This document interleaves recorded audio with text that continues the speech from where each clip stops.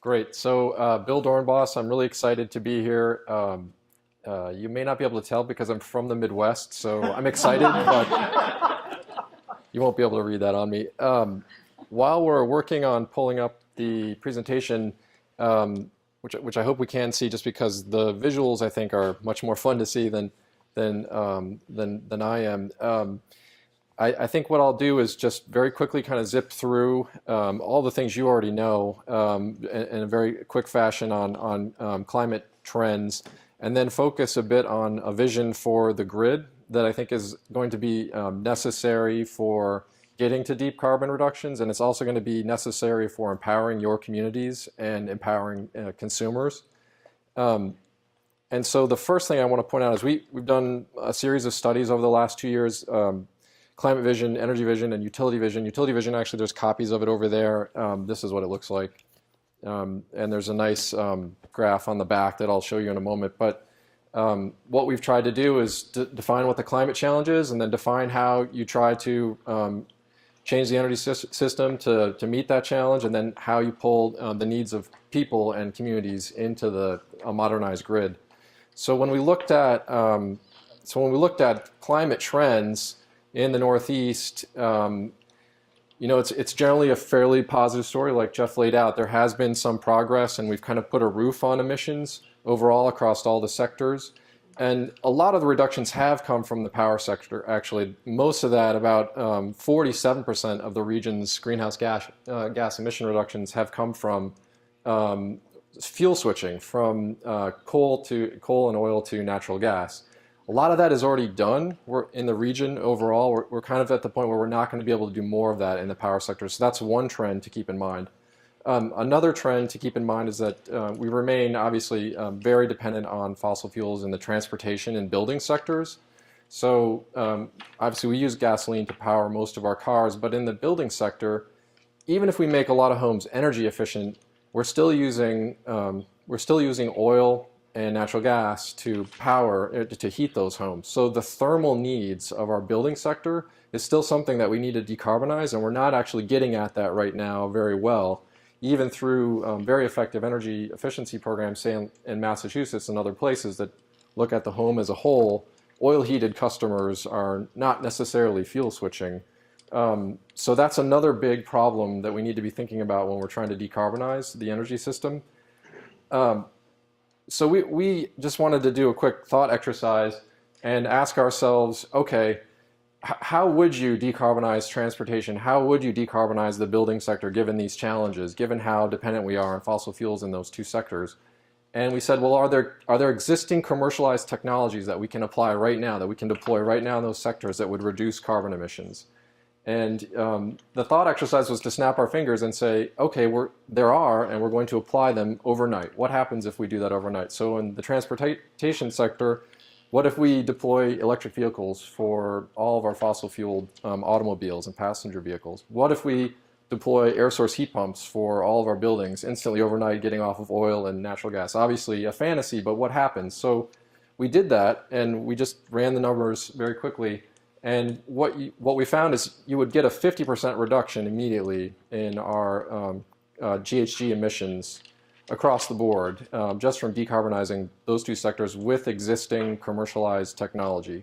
And that's very exciting because it does suggest there is a pathway that's feasible to getting to the 2050 target. Then we also said, well, then what do you need to do after that to get to 80% reductions? And really what you need to do is you need to continue to clean the electric supply, so ramp up RPS targets, but also begin to pull local energy resources into the grid, which is what I wanted to focus on today and talk a little bit about that. So if you look in the back of this report, you'll see it's much better on the big screen, but this is the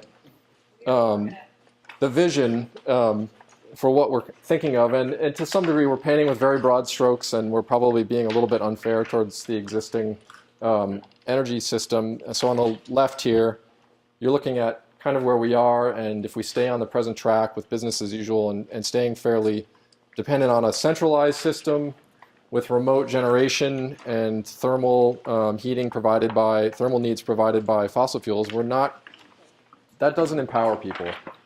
So what we have here on this side is kind of the vision we're shooting for, which is one where the consumer is at the center. Communities are at the center of the grid and the energy system.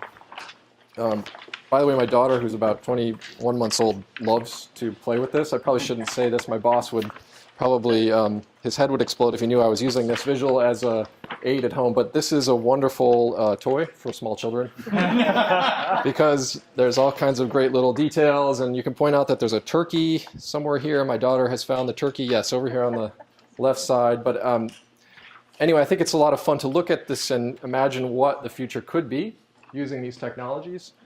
And out of this, we're beginning to think about guiding principles for how you modernize the grid so you empower communities and so you begin to use local energy as a grid resource. We don't do that right now. We keep the two things largely separate, and that's a mistake. I think for the long term, that's not helpful to all the things that you're concerned about and are working for. And so if we take a look at some of those guiding principles, one is use local energy as a grid resource. So this is starting to happen in a sort of piecemeal exploratory fashion throughout the region. And the slide I have gives several examples from throughout the Northeast. So the two I want to spotlight are in Rhode Island and the Con Ed Brooklyn Queens project in New York, which is a recent development out of the Reforming Energy Vision proceeding there, where they're using a number of different kinds of local energy resources to basically substitute for poles and wires and substations and the traditional grid that we're all very familiar with.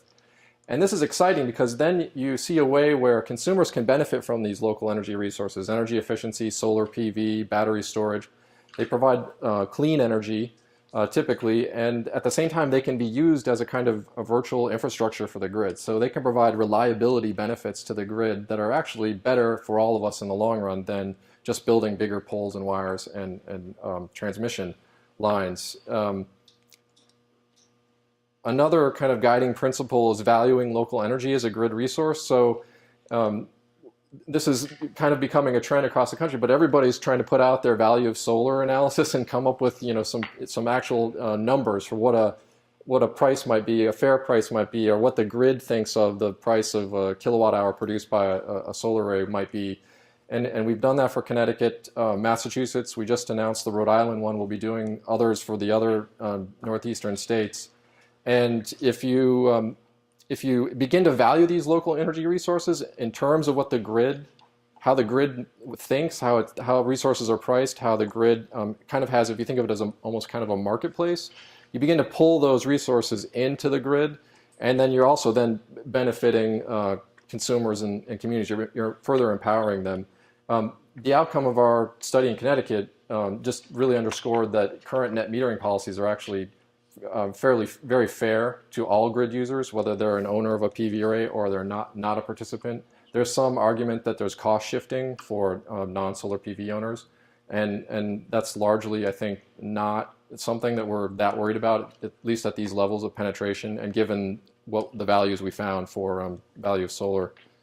The last two principles I want to mention are local means local. So we're increasingly want to make sure that local energy resources provide benefits for the local communities they're sited in. So this came up recently in the shared solar discussion. I think we have a concern that some if you kind of roll out a shared solar program that doesn't make sure some of the benefits are localized, you're going to have communities that won't end up having access to the benefits and of those shared renewables. Another example would be microgrids. I think we've done a great job focusing microgrids on critical needs and maintaining power during energy crises. But I think the next phase for microgrids is going to be how you roll in a residential neighborhood into a microgrid, how you pull in a wide variety of energy users so that you're creating something that actually provides local benefits, not just in moments of crisis. And I have this great, there's a visual of kind of the dream microgrid, which has everything you might want in a microgrid. And we're still a long ways away from that, including how you pull in electric vehicles as storage devices. But I think that's probably where we also need to be heading. And it would be wonderful to have communities and clean energy task forces beginning to push for these kinds of things. Finally, I think we just need to be giving communities more tools. So We don't think in terms of how we do that when we're doing energy planning. So we have the comprehensive energy strategy. We have an integrated resources plan for the electric resource. We have a conservation and load management plan for our efficiency funds. Pieces of those planning processes will implicate community empowerment, but they don't actually make it an explicit criteria. And I think we need to start folding that into our energy planning as well. And then there's also a number of tools we should be offering to municipalities and neighborhoods and business districts. So community choice aggregation, we don't have that in Connecticut. Massachusetts has an early version of it. It allows residents within a municipality to opt in to buying energy supply as a group within a municipality from third-party suppliers if they so choose. And it's usually used to buy renewable energy for that municipality. There's more aggressive versions that are kind of becoming the next wave. So both California and now New York are talking about community choice aggregation 2.0, which is where you do more things. For instance, perhaps you go out and you purchase into aggregate efficiency services for your community. So there are tools available. We just haven't really sat down and considered how to implement all of them. I'll just throw out a few other ideas. We think probably communities should have more information about their local distribution circuits. So they should know, we don't want to know what an individual user is doing on the grid. That should remain private, but there's ways to provide information about the levels of load on all the different circuits in your community so that maybe if that information is out there, different kinds of providers will come in and offer their services. Like we'll geo-target energy efficiency all around this one substation. That'll lower the use on that substation. We won't have to replace it. And then everyone in your community can enjoy the benefits of having energy efficient homes. So there's consequences there.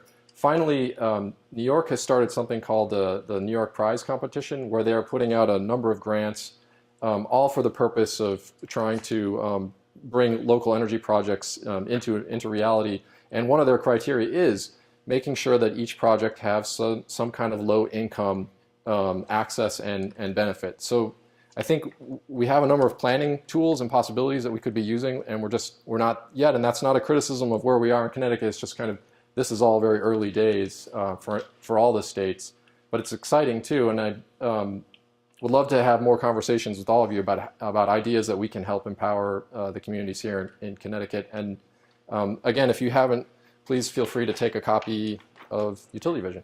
Great. Thank you. Thank you, Bill. And